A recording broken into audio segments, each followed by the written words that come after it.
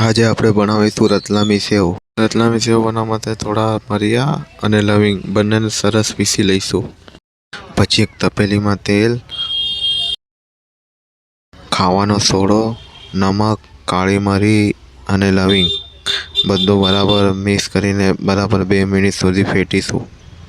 બરાબર મિક્સ થાય પછી એનામાં 100 ગ્રામ બેસન નાખીશું।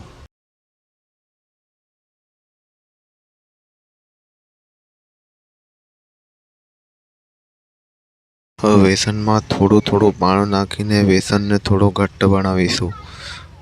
થોડી થિકનેસ જાડી લેવી જોઈએ। પછી મશીનમાં આપણે એને નાખીશું બધો મસાલો।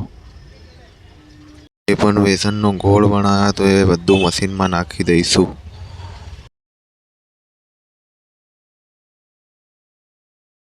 હવે આપણે તેલને ગરમ કરીશું। પછી એમાં મશીન વડે સેવ પાડીશું।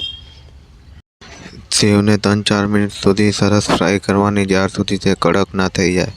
પછી તેને એક પ્લેટમાં નીકાળીને સર્વ કરવાની। આપણી રતલામી સેવ રેડી થઈ ગઈ છે।